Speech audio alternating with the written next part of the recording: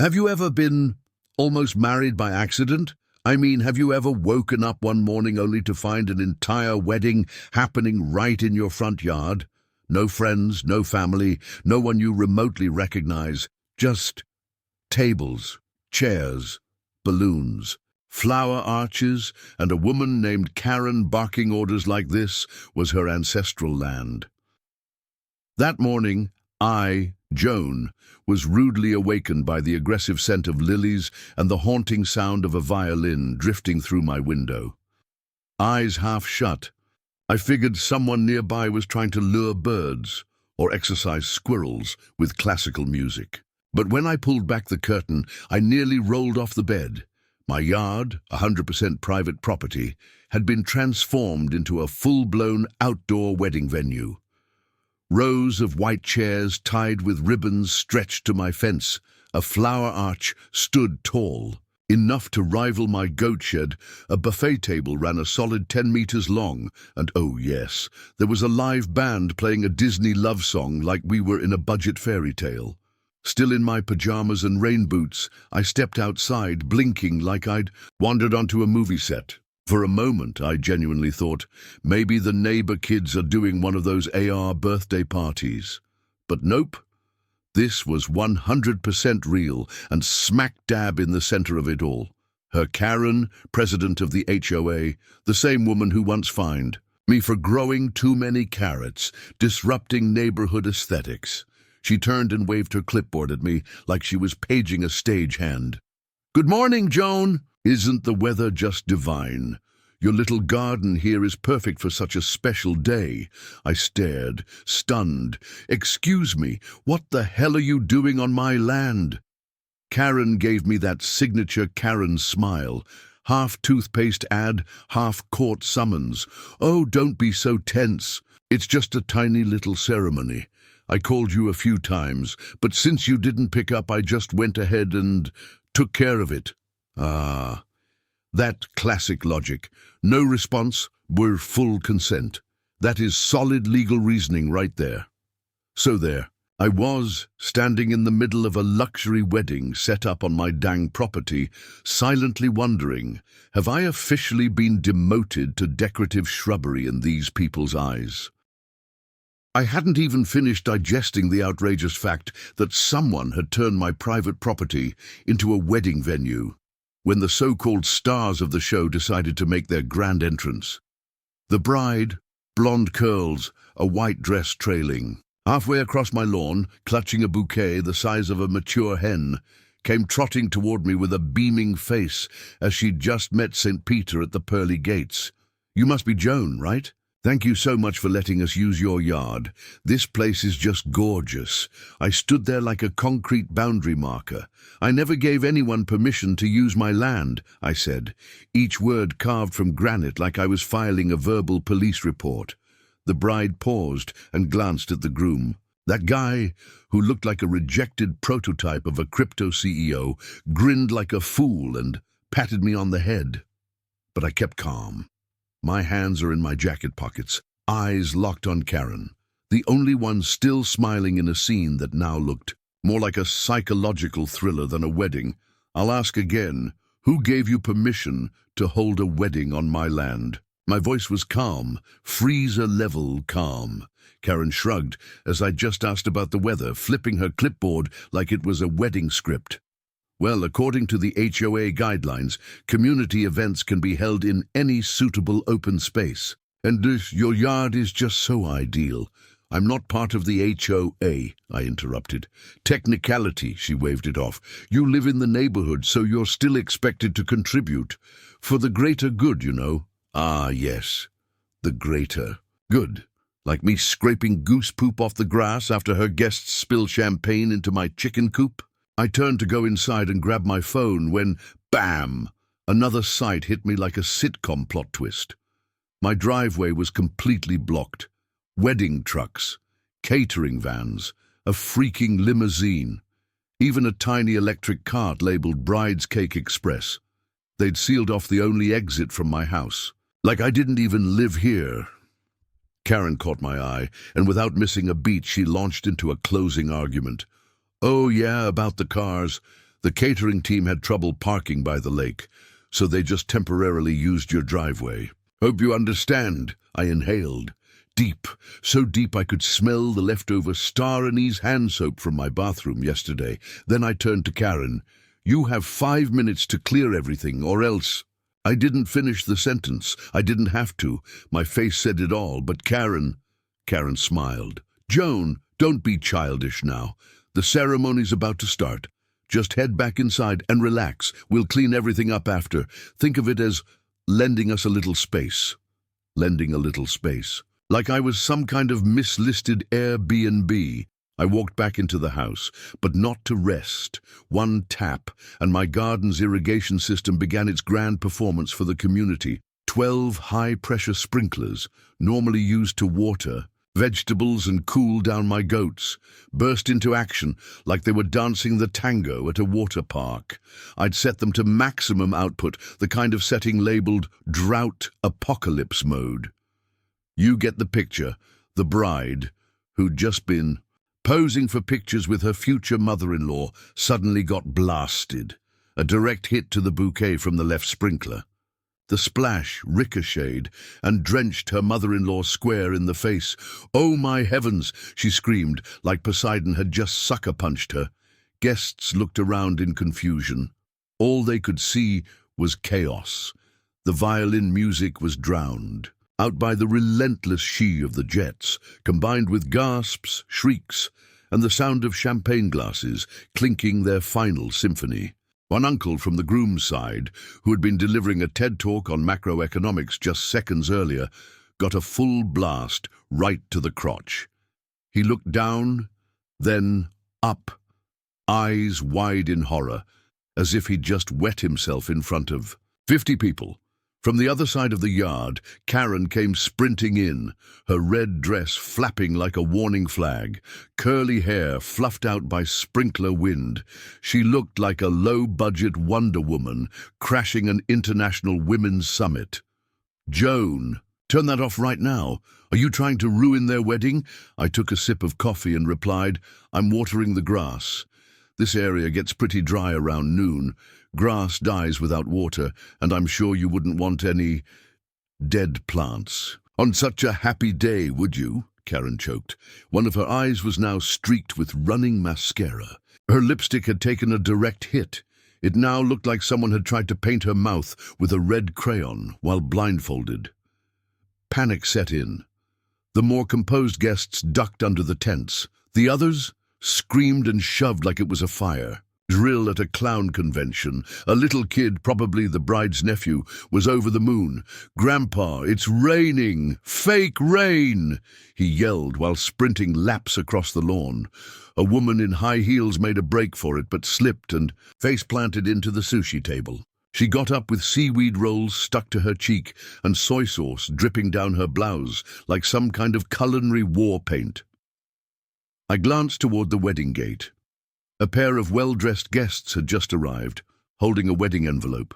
They hadn't even stepped through when, splash, the side sprinkler launched a jet straight at them like a super soaker of doom. The woman screamed as her straightened hair curled up like instant noodles. The man held up the soaked, tattered envelope like he was about to cry, and the bride, the emotional centerpiece of this magical day, she was now sitting on the grass. Dress soaked, hair plastered to her face, clutching her bouquet like post-hurricane foliage. "Why is this happening? Who does something like this? This was supposed to be my special day," she whispered, like trying to hypnotize herself into believing it. The groom, who now looked like a fallen angel in a muddy white tux, screamed, "What the hell is this?" "Karen, you said everything was handled." Karen, too, was unraveling. She was swatting at the sprinklers like she was playing whack-a-mole with Mother Nature. But she missed and caught a direct shot right in the face. "My eyes! My mascara!" she shrieked. I stayed on the porch, leaning on the railing, struggling not to laugh. From the corner of the yard came him, the final boss of my farm. Honkers, my goose and chaos content creator extraordinaire. Wings outstretched like a budget drone. Honkers launched himself into the crowd, screeching, "Honk!" as if officially declaring this land under new management. One poor elderly man tried to shoo Honkers with a fedora. Honkers dodged and promptly bit him in the pants, and just then, because fate has a sense of humor, the stage speakers screeched. One speaker, positioned near my fish pond, had taken in just enough water to short-circuit. It let out a long "ee" before exploding with a soft pop and a plume of theatrical white smoke. 3 seconds of silence followed. Then, "Fire! Fire!" someone yelled. Panic erupted. Karen stumbled over to the mic, soaked, trembling, mascara running down her cheeks like melted eyeliner lava, and screamed into it, "Everyone calm down. It's just a small technical issue. Please don't leave." One guest stared at her like she was the killer in a horror movie. "Franchise that just won't end," he shouted. "Calm down." "You threw a wedding on someone else's property. What next? Are we supposed to be the roast duck for dinner?" Karen turned to me, eyes blazing, and screamed, "Joan, this is sabotage. I'm going to sue you." I stepped down from the porch, walked right into the battlefield of shattered dreams and soggy hors d'oeuvres, stopped just feet from Karen, looked her dead in the eye, and asked, "Let me ask you something. Who planned a wedding on someone else's land without permission? Who collected money from a couple for something that wasn't even yours? Who decided that hijacking private property was okay, as long as you called it a community event?" Karen didn't answer. Her lips trembled. She clutched the mic like she wanted to beat me with moral authority, but all the moral authority in the world had just been washed away. Sirens wailed in the distance, cutting through the chaos like a warning bell from the gods. Someone had called the cops. Maybe Karen, maybe one of the guests, or maybe a neighbor who saw the wedding meltdown and assumed it was a political protest. 3 minutes later, 2 white and blue patrol cars rolled up, red and blue lights flashing behind the trees like disco gone wrong. Out stepped 2 officers, one tall with his hat pulled low, the other shorter but with eyes sharp enough to slice drywall. I raised my hand, pointed at my yard, and said casually, "Hey, officers, thanks for coming. This is my property, and this is a wedding I was never invited to, currently happening on it." Karen dashed toward them, hair a tangled mess, lipstick smeared like modern art, her red dress soaked and streaked with mud, but still trying to sound in charge. "Thank God you're here. Arrest him. He sabotaged the ceremony, sprayed the guests with water, and threatened the community." The officers looked at me, then looked at the yard. One took out a notebook and asked, "Sorry, who's the legal owner of this property?" I raised my hand like a nerdy student with all the receipts. "That would be me, Joan. I've got documents, I've got fences, and I've even got a goose witness if needed." The tall officer nodded, not taking his eyes off Karen. "So, did you permit this event to happen?" I smirked. "Not only did I not give permission, I got my driveway blocked, my lawn destroyed, and got threatened for daring to say no." The short officer turned to Karen, voice slow and deliberate. "Ma'am, who exactly organized this event?" Karen gulped. I'm just the coordinator. We, the HOA committee, agreed to it, and I thought he was okay with it." The officer looked back at me. "Did you ever agree?" I chuckled. "I didn't even get asked." The vibe shifted. What once aimed to be a fairy tale wedding had now morphed into a trespassing investigation. Guests sat scattered, some wiping their faces, others calling rides, and a few frantically deleting wedding posts off Instagram before they got tagged in the scandal. The bride, now resembling a human makeup wipe, stumbled toward the groom and whispered, "I told you." Something felt off about that lady. The groom, visibly fuming, snapped at Karen. "You said everything was arranged. You took the money, signed the deal, and said the owner agreed. And now what?" Karen turned to me, eyes blazing red like she just bit into a ghost pepper. "You planned this. You just wanted to ruin me. One officer calmly cut in. "Do you have any proof the property owner gave consent for this event?" Karen froze. No clipboard, no signature, no contract, just faith-based freelancing. The officer continued. "Who did the couple pay for the event?" The groom gritted his teeth. "Karen, cash, no receipt." She said not to worry. She knew the rules. I turned to the short officer and added, "Beyond taking unauthorized payments, she blocked my driveway, used my electricity for her sound system, and lighting, and parked catering vans across my emergency access route. I've got photos and video from my yard cam if needed." The tall officer nodded and radioed in backup. "We need a unit to verify a possible civil contract violation, potentially serious infraction." Karen flailed her arms. "Wait, I can explain. This is all just a misunderstanding." The officer barked back. "Misunderstandings don't happen when you rent out land you don't own. You're not a lawyer. You're not the property owner. You have zero legal authority here." No one said a word. The officers asked Karen to vacate the premises and invited her to the station to clarify the situation further. At first, she resisted, but then, like a wedding cake left under a sprinkler, she wilted. Her face shifted from panic to pure defeat. I stood there, watching her shuffle off the battlefield of shattered floral dreams, flanked by two officers. It looked like a slow-mo Netflix finale, only missing the dramatic soundtrack and the text. Karen, season finale. As the police cars drove away, a few guests lingered, collecting soggy belongings. The bride wept quietly. The groom wiped the mud from his shoes and muttered, "Well, guess this is the kind of wedding you tell your grandkids about," in documentary format. An older man patted me on the shoulder. "You did the right thing, kid. I thought I was attending a wedding. Turns out it was a court case with free snacks." I laughed, then turned around and walked back into my house. I thought the saga had ended the moment the police car rolled away with Karen in the back seat, but nope. That night, as I sat on my porch with a cold beer in hand and my feet propped on a fertilizer bin, my phone rang. It was Martha, a veteran member of the HOA and the same woman who once made me submit a formal request just to plant more eggplants outside my fence. "Joan, I think you should know. The HOA is having an emergency meeting.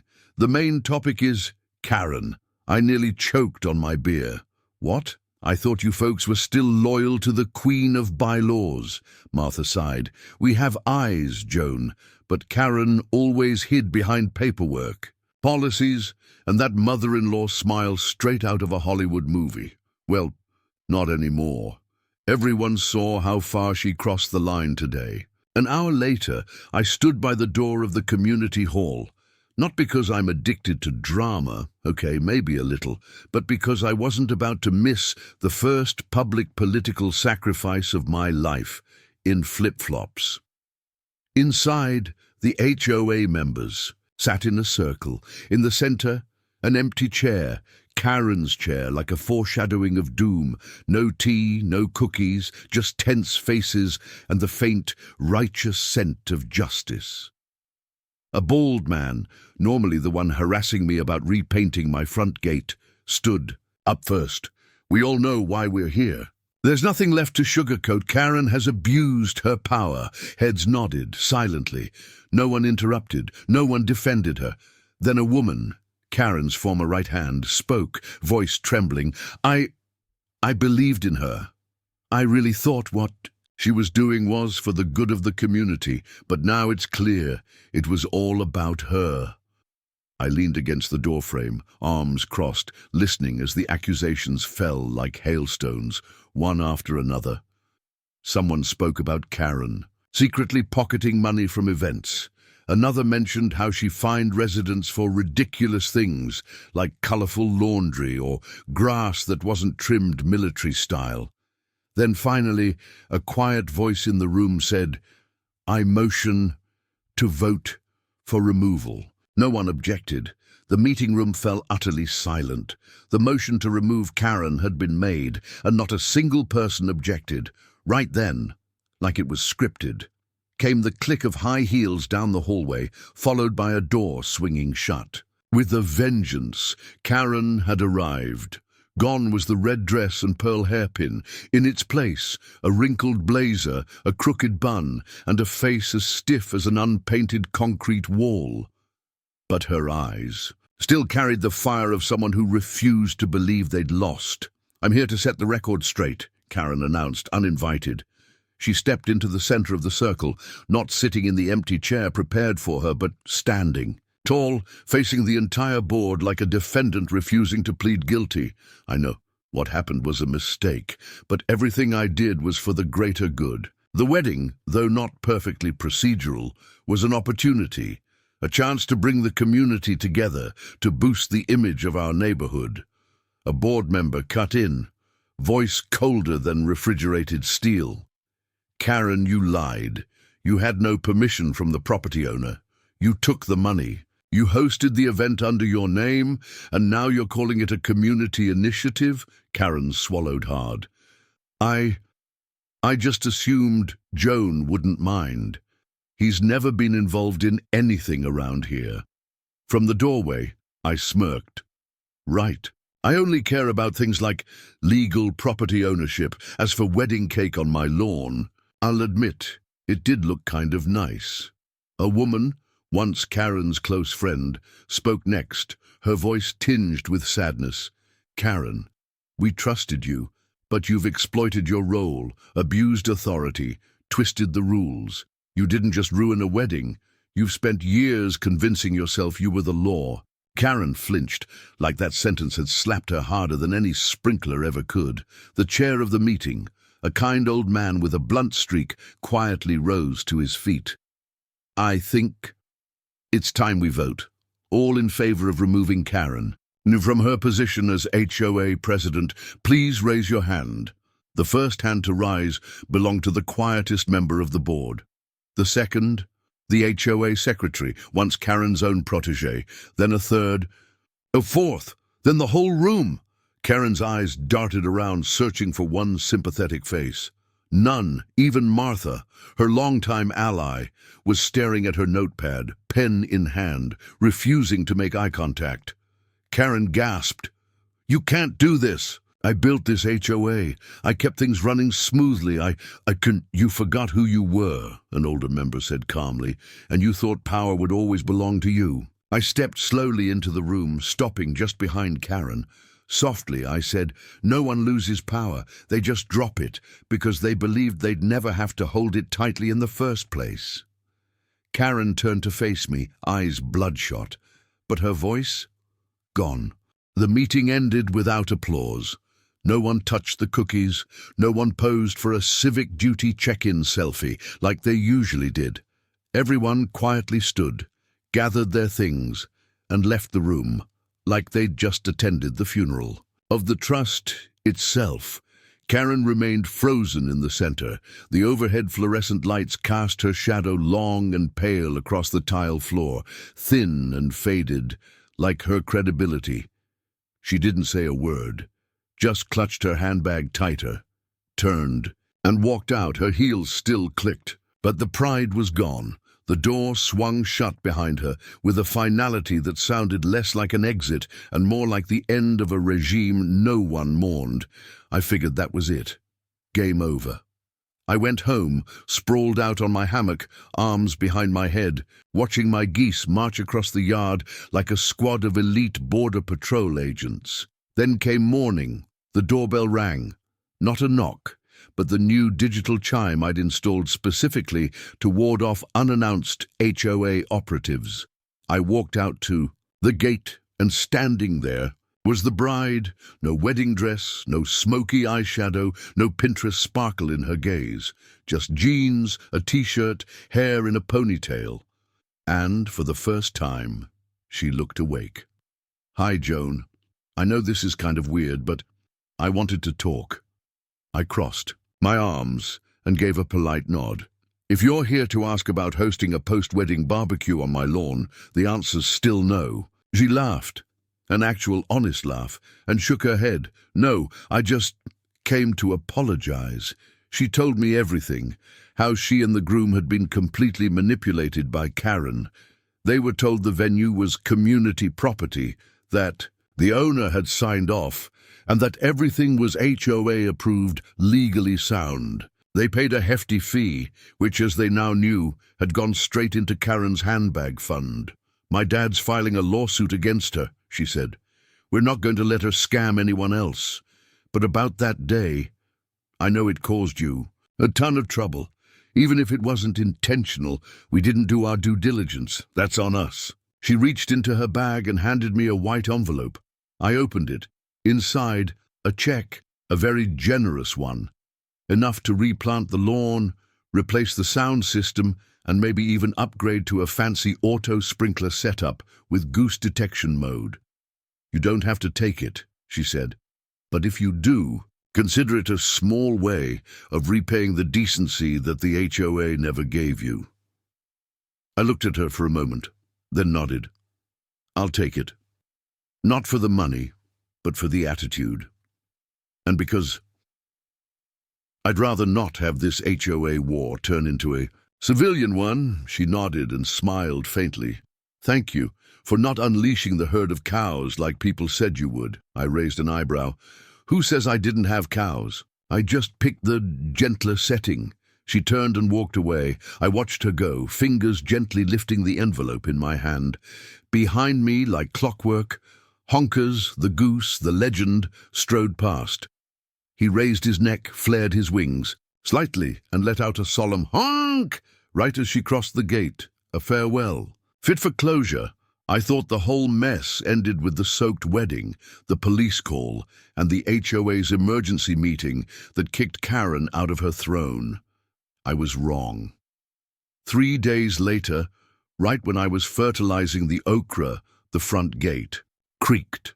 A white government vehicle pulled up, unmarked, but instantly recognizable, the kind that makes anyone with a vegetable patch and a few livestock instinctively clench. Out stepped 2 men in wrinkled white shirts, cheap ties, and plastic B. Name badges, and standing between them, Karen, dressed in a modest, high-necked dress, hair straightened into courtroom submission, clutching a stack of documents thick enough to pitch a dissertation. I quietly set my hoe down, walked to the gate, raised an eyebrow. "Didn't sign up for any farm tour today," one of the officials replied, voice polite but firm. "Good morning, Mr. Joan. We're from the city's Building and Zoning Department. We've received a formal complaint regarding possible violations of agricultural land use. We'd like to conduct an inspection." I glanced at Karen, who was working very hard to maintain a face of concerned citizen, but her eyes, oh, they sparkled with petty vengeance. "Let me guess. The complaint came from a certain someone?" I asked, eyes still fixed on her. Karen smiled for the first time in days. "Just looking out for community safety, Joan. You know, after that incident, people started asking questions about what's legal and what's appropriate." I stepped aside and opened the gate wide. "Well then, gentlemen, come on in. I've got lemonade ready. Always nice to cool down after a round of fertilizer and false allegations." The inspectors made their rounds, checking the chicken coop, measuring the fence lines, and snapping pictures of my meticulously sorted cow dung compost bins. Karen stuck to them like a mosquito in heels, pointing at everything like she was auditioning for HOA, the musical. "That garden hose looks non-compliant with code standards. That shed, no permit as far as I know. The goose pen is too close to the interior lane, potential pedestrian hazard." I followed behind them, sipping lemonade like I was giving a guided tour of Joan's eco-farm experience, TM. 30 minutes later, we returned to the front yard. One inspector gave me a respectful nod. "Mr. Joan, we've reviewed all items listed in the complaint and found no violations whatsoever." I raised my glass of lemonade like it was a toast at a petty courtroom. "Victory, please inform the city that I will be continuing my legally compliant irrigation rituals." One of them chuckled. Your automated watering system is one of the most sustainable models we've seen. If you don't mind, we'd love to take a few pictures for internal best practices." I nodded. "Be my guest. And if you need help setting one up, I'll gladly share the control app for any official with a conscience." Karen stood frozen, clutching that heavy folder, now about as useful as a brick in a swimming pool. The mask of calm peeled away, layer by layer. Her eyes went wide, then narrow, then wide again, like a fish gasping for dignity on dry grass. "This can't be right. There has to be something wrong. He's hiding something," she muttered. One of the inspectors raised an eyebrow. "Ma'am, unless you have concrete evidence, we'll be concluding our visit here." I turned to her, voice light as a breeze after a rainstorm. "If you'd like to inspect further, I could invite you in. I've got water bills, vaccination records for the goats, even Honker's travel documents, if that's your thing." Karen stepped back half a pace. I think she was spooked. "This isn't over, Joan," she murmured, then spun around and stormed back to the car. When her vehicle disappeared behind the trees, I stood in the yard and patted Honkers, who'd been by my side the whole time like a loyal bodyguard. "Living legally is exhausting, huh, buddy?" Honkers replied with a defiant "Hooray!" It echoed across the entire farm. Justice, Goose Edition. I thought that after the failed inspection ambush, Karen would retreat into the shadowy depths of her former HOA cave, lick her wounds, and take up early retirement. I was wrong. See, with some people, when reputation is lost, they don't back down. They take 3 steps back to get a running start into court. The following week, I got a letter from the local courthouse. Karen was officially being sued, not by me, but by the bride's family, for fraud, abuse of HOA authority for personal gain, and most importantly, charging money for a wedding held illegally on someone else's land. I was summoned as a witness, listed as injured party, property owner of the unlawfully used location, and I quote, "primary provider of evidence including images, videos, and irrigation data." Yes, for the first time in HOA history, my sprinkler system had become a legal exhibit. When it was my turn to testify, I stepped up to the witness stand. I placed my hand on a copy of the local civil code, which was thinner than the user manual. "For my pumpkin seeds," the lawyer asked, "Mr. Joan, do you confirm that the wedding venue in question is your legal property?" I nodded. "Correct. The land certificate's in the 3rd drawer, under my goose's vaccination records." The courtroom chuckled. "Did you consent to the use of your land for the event?" "Not only did I not consent, I wasn't even asked." A soft murmur rippled through the courtroom. Karen lowered her head. The lawyer held up a USB stick. It contained footage pulled from my yard cams. Karen directing the wedding setup crew, guests swarming the lawn, cars clogging the driveway, and the highlight reel, the sprinklers erupting right as the bride walked out. I didn't need to say a word. The footage said everything. The attorney turned to the judge. "Your Honor, Ms. Karen used her HOA position to orchestrate an illegal event on private property, unlawfully collected payment and caused property damage. We seek full restitution and a formal penalty." Karen stood up slowly, speaking like a first grader caught copying homework. I thought I was helping the community. I didn't mean to. I didn't know he'd react like that." I raised an eyebrow. My reaction was turning. "On my sprinklers, I'd say that's about the gentlest response a man can give when his land's being hijacked."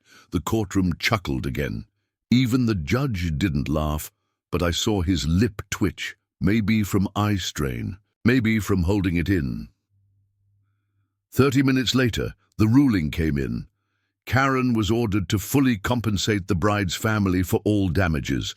She was fined for hosting an unauthorized event on private property and, delightfully, banned from holding any HOA leadership role for the next 5 years. Karen said nothing as she left. No speech, no defiance. She just walked out, head bowed, eyes to the floor, not even glancing in my direction. I didn't say anything either. I just turned to the bride's father, gently patted his shoulder and said, "If you ever decide to host another wedding on farmland, maybe check for automatic sprinklers first." He laughed. "I'll remember that. For life." A week after the trial, my neighborhood finally returned to its natural state of peace. No more wedding car horns, no classical music blaring from stolen speakers, no one in my yard pointing around, planning flower arches, or debating where to put the guestbook table. Just the bleating of goats, the flap-flap of honkers practicing takeoff, and the steady hum of the sprinklers every single afternoon, like clockwork. I thought I'd feel more triumphant, but honestly, I just felt lighter. Lighter because the truth had come out, lighter because I never had to unleash my backup army of cows, and lighter because now no one dared underestimate a scruffy farmer in a worn-out jacket who knew exactly when to tap on in the irrigation app. As for Karen, she vanished from neighborhood gossip.